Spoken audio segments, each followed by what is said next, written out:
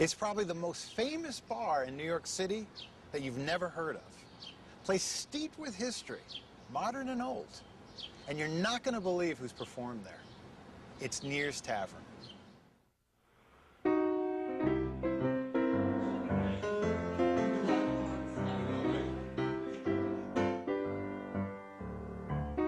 It's probably one of the last places you'd expect to see a bar, but it's been there for generations. Tucked away on a quiet residential street in Woodhaven, Neirs Tavern strangely doesn't look out of place.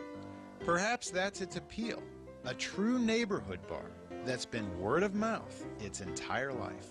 If you really come here and sit down and talk to these people, you start to realize that this is just a tight-knit community, and eventually what happens is that they start to share their stories. You start to become part of the Neirs family as well. And what a hidden gem.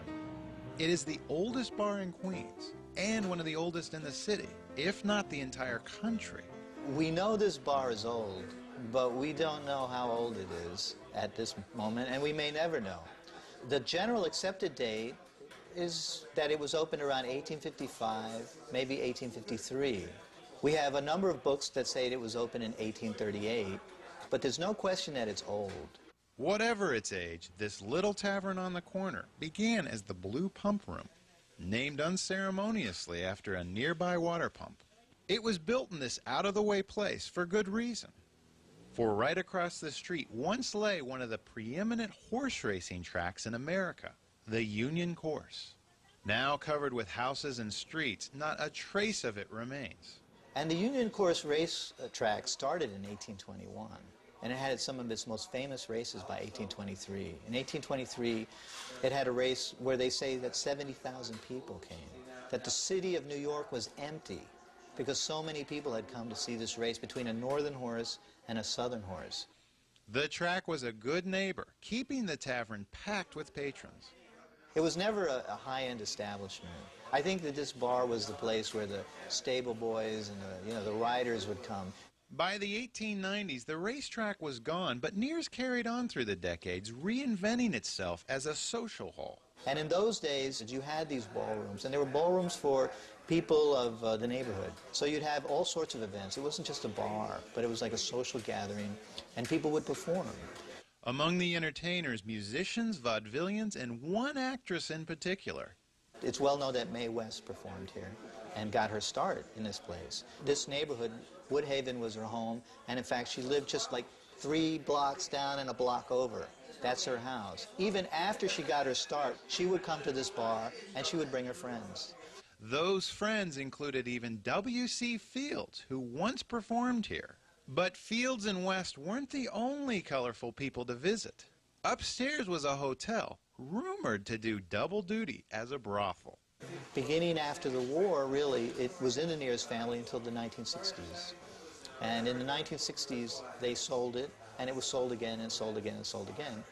And what happened is it began to deteriorate. The bar then lingered on until it caught the eye of a certain movie director, Martin Scorsese.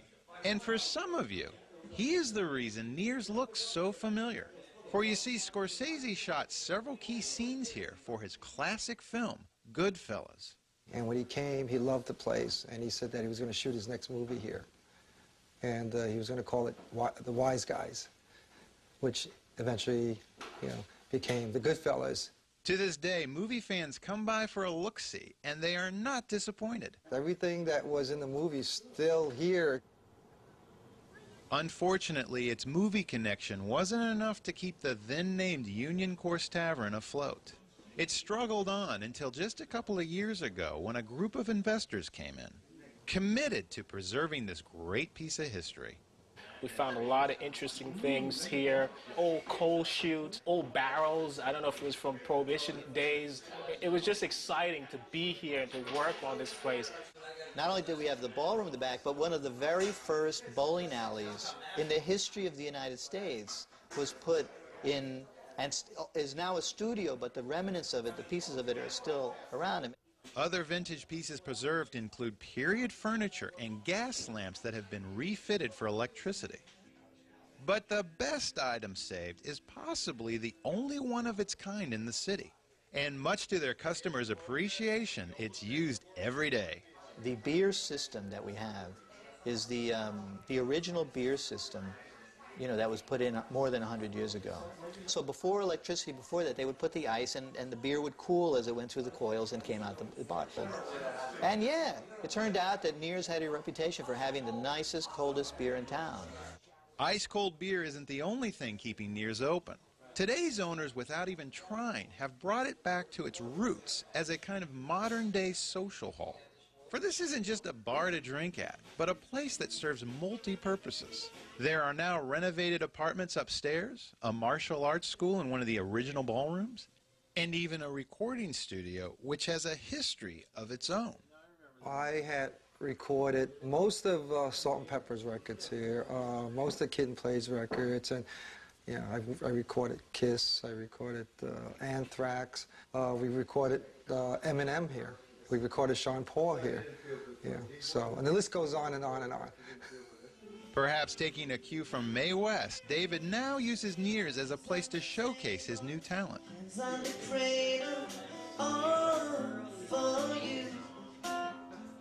Today, Neirs is much like the rest of the city, a place that reinvents itself over and over again. Now, Neirs has live music several nights a week. You can check out their website for more details. They also occasionally hold Goodfellas nights, where movie fans come in and discuss the film.